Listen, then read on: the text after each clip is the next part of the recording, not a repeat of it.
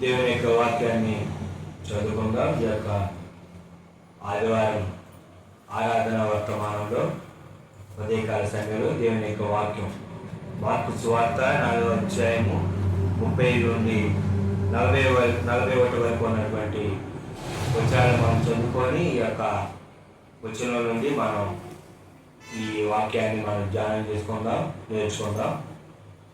ఆ దినమే సాయంకాలం అయినప్పుడు ఆయన అద్దరికి పోదుమని వారితో చెప్పగా వారు జనులను పంపివేసి ఆయనను ఉన్న పాటున చిన్న దోణిలో తీసుకొని పోయి ఆయన వెంబడి మరికొన్ని దోణిలు వచ్చాయి.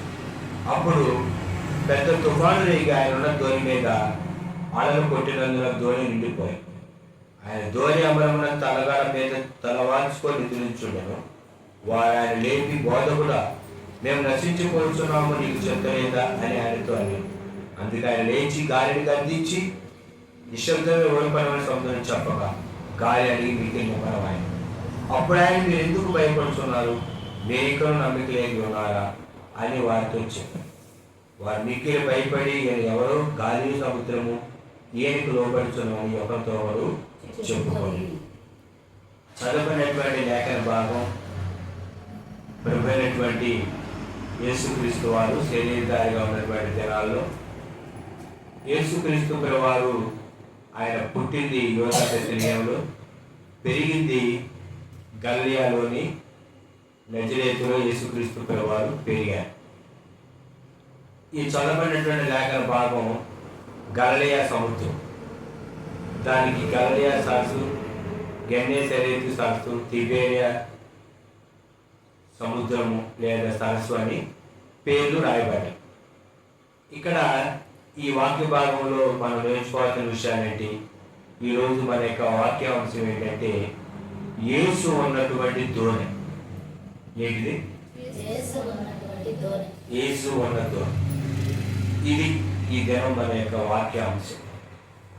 యేసుక్రీస్తు ప్రభువారు ఆయన శరీరధారి ఉన్న దినాల్లో మొట్టమొదటగా ఆయన బోధించాడు. అనేకమైనటువంటి ఉపమానాల ద్వారా యేసుక్రీస్తు ప్రభువారు ఉపదేశించారు. ఉపమానం లేకుండా యేసుక్రీస్తు ప్రభువారు దేన్ని కూడా చెప్పలేదు.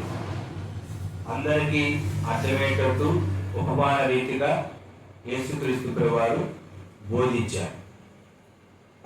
ఆయన ఉపమానాలు బోధించిన తర్వాత ఆ రోజే సాయంకాలం అయినప్పుడు ప్రభువైనటువంటి యేసుక్రీస్తు వారు గలిలయ సముద్రంలో, ఆ గలిలయ సముద్రం యొక్క ఆ యొక్క చివరికి, అద్దరికి అంటే ఆ యొక్క సరస్సు చివరికి వెళ్దాము అని వారితో చెప్పారు. అప్పుడు యేసుక్రీస్తు ప్రభువారు ఆయన యొక్క శిష్యులు ప్రజలందరినీ పంపించి వేసి ఆయన ఉన్నపాటున చిన్న దోణిలో తీసుకొని పోయారు. ఆయన వెంబడి మరికొన్ని దోణులు వచ్చాయి. యేసుక్రీస్తు ప్రభువారు ఒక దోణిలో ఆయన ఉన్నారు. ఆ దోణి వెళ్తా ఉంది. ఆ దోణితో పాటు మరికొన్ని దోణులు కూడా గలిలయ సముద్రంలో మరి సాయంకాలం అయినప్పుడు ఆ దోణిలు కూడా వెళ్తా ఉన్నాయి. మరి ఈ చివర నుండి ఆ చివరకు అద్దరికి అంటే సముద్రం యొక్క చివరికి, అంటే సముద్రం అంటే ఇది సముద్రం కాదు కానీ సముద్రం అని పిలుస్తారు. గలిలయ సరస్సు, ఈ సరస్సు అన్నమాట. ఈ గలిలయ సరస్సు ఒకవైపు అక్కడ మరి పర్వతాలు, అవి కొండలు ఉంటాయి. కొండలు ఉంటే ఒకవైపు మూడేపుల మరి ప్రజలు ఉంటారు, నివాసయోగ్యంగా ఉంటుంది. అయితే ఇక్కడ మరి సముద్రం గురించి మనం ఆలోచిస్తే సముద్రం ఎప్పుడు ఏ విధంగా ఉంటుంది అనేది మనకి ఖచ్చితంగా తెలియదు. ఎందుకంటే సముద్రంలో అలలు వస్తూ ఉంటాయి. ఆ అలలు వస్తున్నప్పుడు ఒకేసారి సముద్రంలో వాతావరణ పరిస్థితులు అనేవి మారిపోతాయి. అప్పటికప్పుడే మరి సముద్రంలో తుఫాన్లు వస్తూ ఉంటాయి, సముద్రం అల్లుకొల్లలుగా అవుతూ ఉంటుంది. అటువంటి పరిస్థితి ఉంటుంది. సముద్రంలో తుఫాను వచ్చినప్పుడు ఆ అలల యొక్క తాకిడి ఎక్కువగా ఉండదు. అయితే ఇక్కడ 37 చూడండి. 37 అప్పుడు పెద్ద తుఫాను రేగి ఆయన ఉన్న దోణి మీద అలలు కొట్టినందున దోణి నిండిపోయాను. అప్పుడు పెద్ద తుఫాను రేగి ఆయన ఉన్న దోణి మీద అలలు కొట్టినందున దోణె నిండిపోయాను. ఆయన ఉన్న దోణె, యేసు ఉన్నటువంటి దోణె, యేసు ఉన్నటువంటి దోణి మీద కూడా అలలు కొట్టింది. దోణి నిండిపోయాను. దోణి నిండిపోయాను అంటే దేనితో నిండిపోయింది? నీళ్లతో నిండిపోయింది. యేసు ఉన్నటువంటి దోణె సముద్రంలో ఉంది, అంటే గలిలయ సరస్సులో ఉంది. ఆ సరస్సులో ఈ దోణిలో యేసు ఉన్నా కూడా తుఫాను వచ్చినప్పుడు దోణె అలలతో పట్టబడినప్పుడు దోణె ఏమైందంటే నీళ్లతో నిండింది. ఈ వాక్య భాగాన్ని మనం అన్వయించుకుంటే, ఈ వాక్య భాగాన్ని మనం జాగ్రత్తగా పరిశీలిస్తే ఆత్మీయ అర్థంలో ఏంటంటే, లోకం అనేటటువంటి సముద్రంలో విశ్వాసి అనేటటువంటి దోణెలో, అంటే విశ్వాసి యొక్క జీవితంలో యేసు ప్రభువుని సొంత రక్షగా అంగీకరించినప్పటికీ కూడా విశ్వాసి జీవితంలో శ్రమలు, ఇరుకులు, ఇబ్బందులు, శోధనలు, సమస్యలు అనేవి కూడా వస్తాయి. ఆ దోణి ఎలాగైతే నీళ్లతో నిండిపోయిందో, విశ్వాసి యొక్క ఆత్మీయ జీవితంలో ఎదుగుతున్నప్పుడు విశ్వాసి జీవితంలో కూడా సమస్యలు, ఇరుకులు, ఇబ్బందులు, శోధనలు అనేవి కూడా వస్తాయి. కొన్నిసార్లు ప్రభు అనుమతిస్తారు, వాటిని కొన్నిసార్లు ప్రభు తీసివేస్తారు. చాలా మంది చూస్తున్నటువంటి విషయం ఏంటి? ప్రభు అయినటువంటి యేసుక్రీస్తుని అంగీకరించండి, మీ జీవితంలో కష్టాలు ఉండవు, ఇరుకులు, ఇబ్బందులు ఉండవు, కన్నీళ్ళే ఉండవు, బాధలే ఉండవు, దుఃఖంలో ఉండవు అని చాలా మంది బోధనలు చెబుతూ ఉంటారు. ఆ విధంగా వాక్యంలో ఎక్కడ కూడా రాయబడి లేవు. ప్రభు అయినటువంటి యేసుక్రీస్తు వారు కూడా ఏమని చెప్పారు? దుఃఖపడి వారు ధన్యులు, వారు ఓదార్చబడు. అది ప్రభు వారు చెప్పినటువంటి విషయం. కనుక మనం వాక్యం చెబుతున్నటువంటి సత్యం ఏంటి అనేది గ్రహించాలి. అయితే లోకంలో ఉన్నటువంటి వారికి, ప్రభువుని అంగీకరించినటువంటి వారికి వ్యత్యాసం. లోకంలో మానవుని యొక్క జీవితంలో ఇరుకులు, ఇబ్బందులు, సమస్యలు అనేవి వచ్చినప్పుడు మానవుడు వాటన్నిటిని తట్టుకొని నిలబడలేక ఆత్మహత్యలు చేసుకోవడం, కొంతమంది పిచ్చివాళ్ళుగా మారిపోవడం. కానీ ప్రభువైనటువంటి యేసుక్రీస్తుని అంగీకరించినటువంటి వారి జీవితాలలో ప్రభు ఉన్నప్పుడు ఆనాడు దోణిలో ఎలాగైతే అలల చేత నీళ్లు నిండినయో, ఈనాడు మరి జీవితం అనేటటువంటి దానిలో వచ్చేటటువంటి తుఫాన్లు, ఆ సమస్యలు, ఇరుకులు, ఇబ్బందులకి ఆనాడు ఎలాగైతే దోణి నిండిందో ఈనాడు జీవితంలో అనేకమైనవి వచ్చినప్పుడు ఇక్కడ ఈ విశ్వాసి యొక్క జీవితంలో ఈ దోణిలో ఎవరున్నారంటే యేసుక్రీస్తు. చూడండి చాలా జాగ్రత్తగా దేవుని వాక్యం 38వ వచనం. ఆయన దోణి అమరమున తలగడ మీద నిద్రించుచున్నాడు. ఎందుకు నిద్రపోతున్నాడు ఇక్కడ యేసుక్రీస్తు ప్రభువారు అంటే, ఆయన 100% దేవుడు, 100% మానవుడు. ఆయన నిద్రపోతున్నాడు. ఆయన ఎలా నిద్రపోతున్నాడు అంటే పని చేసి నిద్రపోతాడు. దేవుని యొక్క పరలోక రాజ్యం యొక్క పని చేసి ఆయన విశ్రామించుకుంటాడు. దీన్ని బట్టి మనం నేర్చుకోవాల్సింది ఏంటంటే, దేవుని పని చేయాలి, అప్పుడు విశ్రాంతి తీసుకోవాలి. చాలా మంది దేవుని యొక్క పనులు ఎలా ఉంటున్నారంటే సోమరులుగా ఉంటే నిద్రపోవాలి. కానీ యేసుక్రీస్తు ప్రభువారు ఆయన పని చేసి ఇక్కడ నిద్రించారు. కొనకరు నిద్రపోరు, నేను కొనకరు నిద్రపోను అని చెప్పినటువంటి దేవుడు మానవుడుగా ఉన్నారు కాబట్టి ఆయన కుడికారు, నిద్రించారు. అయితే నిద్రపోతున్నటువంటి యేసుక్రీస్తు ప్రభువుని వారు లేపి, యేసుక్రీస్తు ప్రభువారిని శిష్యులు ఏం చేశారంటే లేపారు. లేపి ఉన్నారంటే, బోధకుడా, మేము నశించిపోతున్నాము, నీకు చింత లేదా అని ఆయనతో అని. ఇక్కడ శిష్యులు చేసినటువంటి పని ఏంటంటే యేసుక్రీస్తు ప్రభువుని లేపారు. యేసుక్రీస్తు ప్రభువుని లేపారు. మేము నశించిపోతున్నాము అన్నారు, నీకు చింత లేదా అని ఆయనతో చెప్పారు. అయ్యా, ధోని నిండిపోయింది నేనుతో, మేము నశించిపోతున్నాం, నీకు చింత లేదా అని ఆయనను ఏం చేశారంటే లేపారు, ఆయనతో చెప్పారు. ఈనాడు అనేకులు నశించిపోతున్నాము అని గ్రహింపు లేకుండా నశించిపోతున్నాం అని అనుకోండి. మేము బాగానే ఉన్నాం అనుకున్నాం. అందుకని పరిశుద్ధాత్మ దేవుడు యోహాను గారి ద్వారా రాయించినటువంటి ప్రకటన గ్రంథంలో నీవు ధనవంతుడు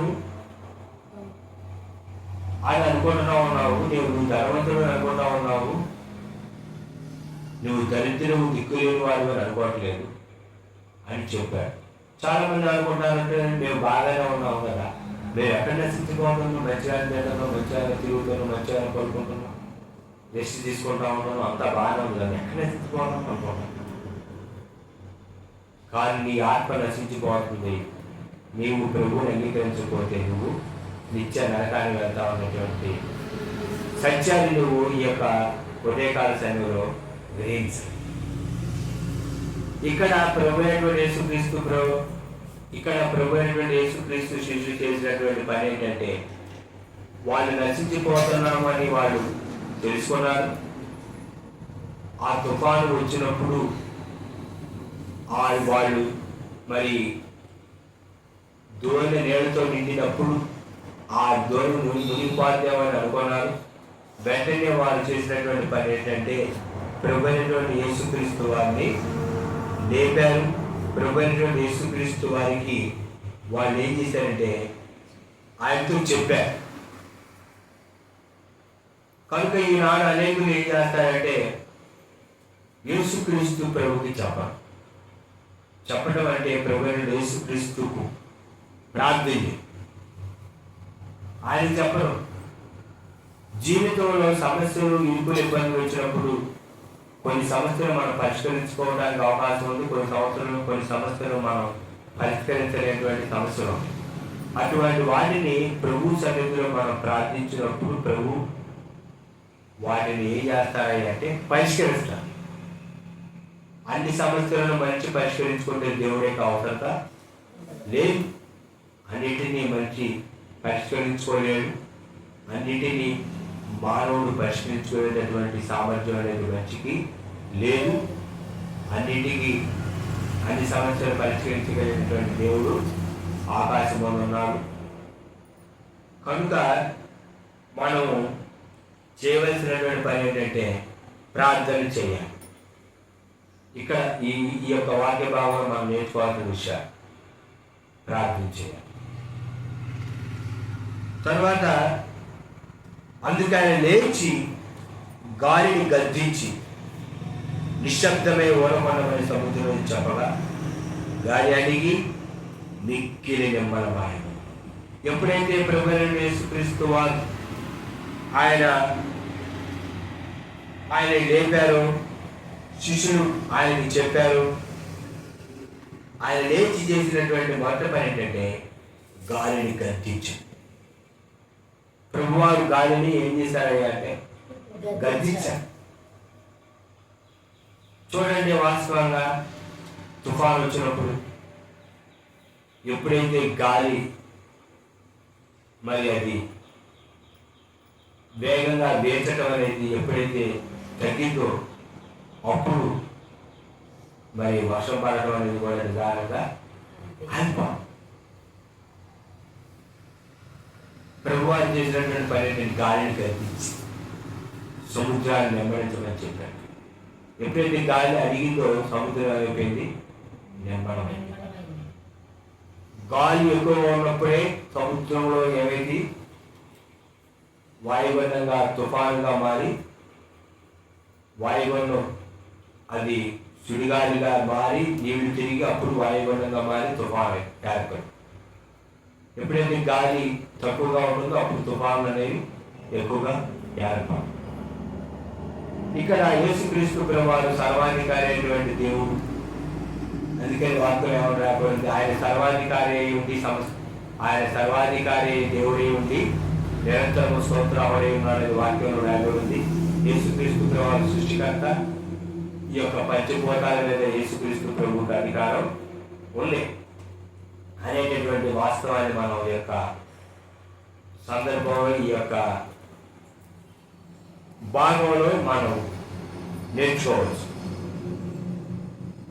అయితే మన జీవితాల్లో కూడా వచ్చినటువంటి మరి ఈ యొక్క గాలులు అంటే అది సమస్య అయినా కావచ్చు, ఏదైనా కావచ్చు, వాటిని వచ్చేటువంటి వాటిని ప్రభువైన యేసుక్రీస్తు వారు ఏం చేస్తారు, గద్దిస్తారు. ఎప్పుడు గద్దిస్తారు, ఎప్పుడు వాటిని ఆఫ్ చేస్తారు, నీవు ప్రభు ప్రార్థించినప్పుడు. అప్పుడు వరకు ఆయన చేయి. కొన్నిసార్లు నువ్వే నేను పరిష్కరించుకుంటాను అని అనుకొని ఆ ఇబ్బందులను ఉంటావు. ఆ సమస్యలు లేకపోతే శోధనలు అనేటువంటి గాలులు అది వస్తానమా. నువ్వు ఎంత ఆపుదామని ప్రయత్నం చేసినా అది ఆగు. ఎందుకంటే అవి వస్తా ఉన్నాయి. వాటిని గద్దించి ఆపు చేసేది దేవుడే, వాటిని అనుమతించేది కూడా దేవుడు. ఎందుకు అనుమతిస్తాడు దేవుడు మన జీవితాల్లో? అనేకమైనటువంటి పాఠాలు విశ్వాస ఆత్మీయ జీవితంలో మనం ఎదుగుతున్నప్పుడు నేర్చుకోవడానికి ప్రభు వాటిని ఏం చేస్తాడు అంటే అనుమతిస్తాడు. ఇక్కడ గాలిని ప్రభు వారు ఏం చేశారంటే గద్దించారు. గాలిని గద్దించారు. సముద్రమును నెమ్మదింపబట్టి అప్పుడు ఏమైపోయింది, సముద్రం గాలి అడిగి మిక్కిలి నెమ్మదమాయను. సముద్రం మొట్టమొదటిగా గాలిని గద్దించినప్పుడు గాలి అడిగింది, సముద్రము నెమ్మదమాయను. కనుక సముద్రంలో తుఫాను రావడం అనేది సహజం. అలానే విశ్వాసి ఆత్మీయ జీవితంలో శోధనలో సమస్యలు ఇప్పుడు ఇబ్బంది రావడం అనేది కూడా సహజం. సముద్రంలో ఓడ ఎలాగైతే తుఫాను తట్టుకొని అద్దరి చేతితో యేసు ఉన్నటువంటి దోణె ఆ యొక్క సముద్రంలో ఉన్నటువంటి ఆ తుఫానుకి ఆ గాలిని ఆయనకి అందించినప్పుడు, సముద్రంలో నిమ్మలపరిచిపోయినప్పుడు అది అద్దరికి చేరితో యేసుక్రీస్తు ప్రభువైనటువంటి విశ్వాస యొక్క జీవితం నిత్య జీవంలోకి చేరి పరలోక రాజ్యానికి వెళ్తా. ఈ సముద్రం అనేటటువంటి లోకం. అప్పుడు ఆయన 40 వచ్చాం. మీరు చూడాలి, వాక్యం చూడాలి. వాక్యం చూడమన్నప్పుడు వాక్యం చూడండి, నా యొక్క చూడమన్నప్పుడు నా యొక్క చూడండి. 40 వచ్చాం. అప్పుడు ఆయన మీరెందుకు భయపడుతున్నారు, మీరు ఇంకా నమ్మిక లేక ఉన్నారా అని వారితో చెప్పారు. ఈ 40 వచనంలో ప్రభువు చెప్పినటువంటి విషయం ఏంటంటే, ఆయన ఏమన్నారంటే మీరెందుకు భయపడుతున్నారు. భయం, మానవుని యొక్క జీవితంలో భయం అనేది సహజం. ప్రతిదానికి విశ్వాసులు ఏంటి భయం. ఏం జరిగిందో, ఏం జరగబోతుందో అంటే ఊహించుకుంటారు ముందు అలా జరిగితే ఇలా జరిగితే. దేవుని యొక్క వాక్యంలో పరిశుద్ధ గ్రంథంలో 366 సార్లు ఏమని రాయబడిందంటే భయపడ. ఎందుకు భయపడదంటే ప్రభువు యేసుక్రీస్తు ప్రభువారు ఉన్నటువంటి దోణిలో అలల చేత నీళ్లు వచ్చినప్పుడు, సముద్రపులో ఉన్నటువంటి నీరు వచ్చినప్పుడు, ఆ సముద్రం యొక్క నీళ్లు దోణిలో ఉన్నప్పుడు ఆ దోణిలో ఎవరున్నారంటే యేసుక్రీస్తు ప్రభువారు ఉన్నటువంటి దోణితో పాటు మరికొన్ని దోణులు కూడా ఉన్నాయి. మరి శిష్యులు వేరే వాళ్ళ యొక్క సహాయాన్ని, వేరే దోణుల యొక్క సహాయాన్ని అడగలేదు, కానీ వారు ఉన్నటువంటి దోణిలో యేసుక్రీస్తు యొక్క సహాయాన్ని అడిగారు. ప్రభు ఉన్నటువంటి దోణి మునిగిద్దా? ప్రభు ఉన్నటువంటి దోణి అలలతో పట్టబడ్డా, నీళ్లతో నింపబడ్డా, అది అర్థానిచ్చేది. ఎందుకంటే ఆ దోణిలో యేసుక్రీస్తు ప్రభు ఉన్నారు. ఆయన ఉన్న దోణి మునిగిపోయాడు. ఎందుకంటే సముద్రం మీద, గాలి మీద అధికారం కలిగిన వాడు.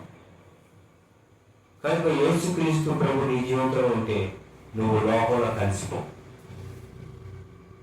విశ్వాసం నుండి వెనక్కి వెళ్ళిపో, నీవు అద్దరికి చేరుకుంటావు. యేసు ఉన్న ధ్వని ఎలాగైతే అద్దరికి చేరిందో నీవు కూడా విశ్వాస ఆత్మీయ జీవితంలో అద్దరికి చేరి, అంటే అద్దరి అంటే ఈ లోకయాత్ర ముగించి నిత్య జీవంలోకి నీవు వెళ్తావు. కానీ ఇక్కడ ప్రభు వారు ఏమని చెబుతున్నారు? భయపడద్దు అని చెబుతున్నారు. మనం కూడా భయపడకుండా మనం ఉండాలి. ఎందుకు భయం? దేవుడు ఉన్నాడు. విశ్వాసం మీద అత్యుదాన్ని కొనసాగించువారని వేసి చూచు మన ఎదుటమైన పరుగు పనులను ఓపికతో పరిగెత్తుకుము. ఓపికతో పరిగెత్తాలి యేసుక్రీస్తు వైపు చూస్తూ. చివరిగా ఇక్కడ 41వ వచనంలో ఉన్నటువంటి వాక్యం, వారు కిక్కిని భయపడి ఈయన ఎవరో గాలి సముద్రం వైపు లోపరచడం అని ఒకరితో ఒకరు చెప్పుకోండి. ఎవరో మరి ఎవరని శిష్యులు యేసుని వెంబడించారు 3.5 సంవత్సరాలు? ఎవరో చాలా మంది చాలా సంవత్సరాల నుంచి ప్రార్థనకు వస్తున్నప్పుడు కూడా యేసు ఎవరో, వాళ్ళు ఎవరో, ఈయన ఎవరో అని శిష్యులు అన్నారు. ఈనాడు ఎవరని మరి ప్రార్థనకు వస్తున్నారు? యేసుక్రీస్తు ప్రభువారు ఎవరని దేవుని యొక్క వాక్యం వింటారు. ఇంకా ఆయన ఎవరు అనేది నీకు నాకు అర్థమైందా? అర్థం కానీ ఏదోనండి యేసు ప్రభు అంటే యేసు. ఎవరైనా అర్థమైంది? నీ విశ్వాస ఆత్మ జీవితం ఇన్ని సంవత్సరాలు ఆయన ఎవరంటే సృష్టికర్త. ఆయన ఎవరంటే పరిశుద్ధుడు, సచి. ఆయన తన చిత్తం చొప్పున సమర్థనం చేయగలిగినటువంటి వాడు. కనుక ఈ మధ్యాహ్న సమయంలో ఈ యొక్క ప్యాసేజ్లో నుంచి, ఈ భాగంలో నుంచి మనం నేర్చుకోవాల్సిన విషయాలు ఉన్నాయి. కనుక ఇంతవరకు మనం ఈ యొక్క భాగంలో నుంచి మనం నేర్చుకోవాలి. కనుక ప్రభు అయినటువంటి యేసుక్రీస్తును సొంతంగా అంగీకరించావా? నీ విశ్వాస ఆత్మీయ జీవితంలో యేసుక్రీస్తు ప్రభు ఉన్నారు. లోకమైనటువంటి సముద్రంలో నీవు ప్రయాణిస్తున్నప్పుడు నీవు ధోనిగా మరి నిన్ను ధోనిగా చెబితే మరి నీలో యేసుక్రీస్తు ప్రభువారు ఉన్నారు. పోలిస్తే నిన్ను మరి నీ ధోనిలో యేసుక్రీస్తు ప్రభు ఉన్నారు. ఒకవేళ యేసుక్రీస్తు ప్రభువారు కనుక నీ విశ్వాస జీవితంలో లేకపోతే యేసు లేనటువంటి ధోని ఎప్పటికైనా ఏమైంది? ఏమైంది? మునిగిపోద్ది. యేసు లేనటువంటి దోణి ఎప్పటికైనా అది మునిగితే అది అద్దరి దరి జారదు, అద్దరి చాలు. ఎందుకంటే సముద్రంలో వచ్చేటటువంటి తుఫానుకి నేలకి అది మునిగిపోదు.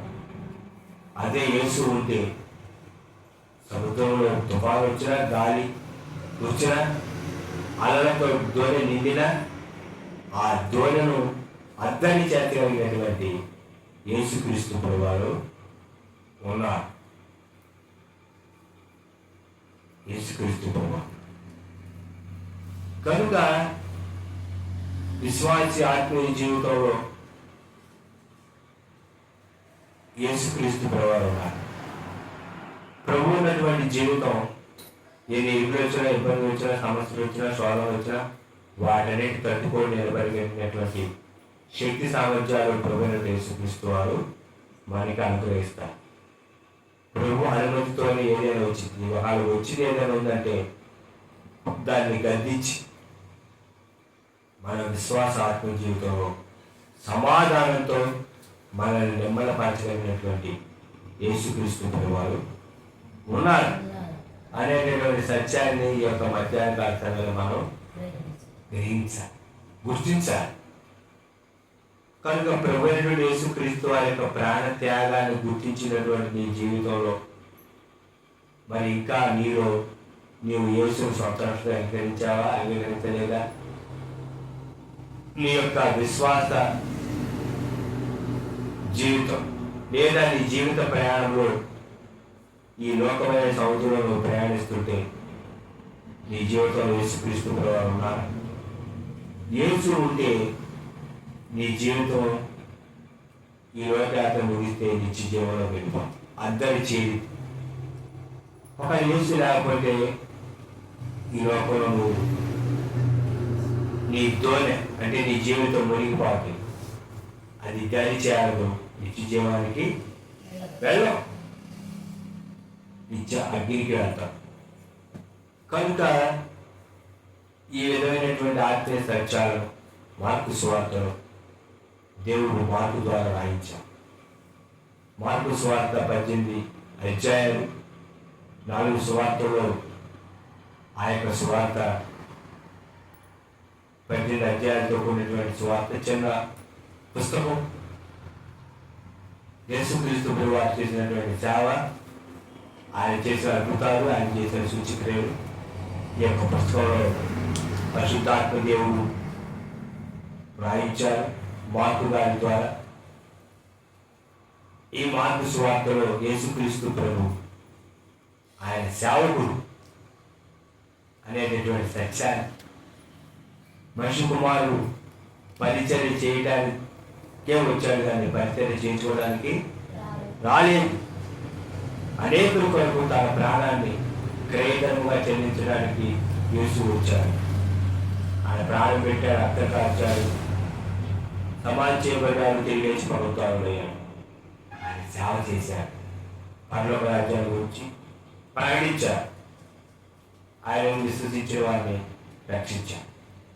కానీ ఈ మధ్యాహ్నకాల సమయంలో ఈ లేఖనంలో ఉన్నటువంటి సత్యాలను ప్రభు మనకి తన యొక్క ఆత్మ ద్వారా బోధించాడు. ఆ వాక్యాన్ని విని మన క్రమంలో భద్రపరుచుకొని ఆ వాక్యం ప్రకారం జీవితం అట్టి కృప ప్రభు అయినటువంటి యేసుక్రీస్తు వారు మనకు అందించిన కాక తల వచ్చండి, కళ్ళు మూసుకొని ప్రార్థన చేసుకున్నాం. ఈ సమయంలో యేసు ఉన్నటువంటి దోణ మునిగిపోదు, యేసు లేని దోణ మునిగిపోదు. నీ యొక్క జీవితం అనేటటువంటి దోణిగా ఉంటే లోకం అనే సముద్రంలో ప్రయాణిస్తూ ఉంటే నీ జీవితం యేసు ఉన్నాడు, యేసుక్రీస్తు లేడు. యేసు ఉంటే నువ్వు ఈ లోకం అనేటువంటి అద్దరికి చేర్చబడి నిత్య జీవంలో కానీ, ఒక యేసు లేకపోతే ఈ లోకంలో మునిగిపోయి నువ్వు నిత్య నరకానికి వెళ్తావు.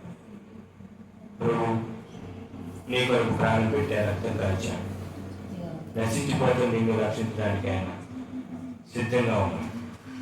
కనుక ఇదే అనుకోవచ్చాను, ఇదే రక్షణ ధ్యానం. రండి ప్రభువైన యేసుక్రీస్తును సంతానంతో అంగీకరించండి. మీ పాపాలు ఒప్పుకొని పశ్చాత్తాపడి ప్రభుత్వం మీ పాపాలు పడుకొని పవిత్రపరచబడండి. తండ్రి యొక్క కుమారుని యొక్క పరిశుద్ధాత్మ నామములో బాప్తిస్మం రక్షించబడండి. ప్రభు కొరకు జీవించండి.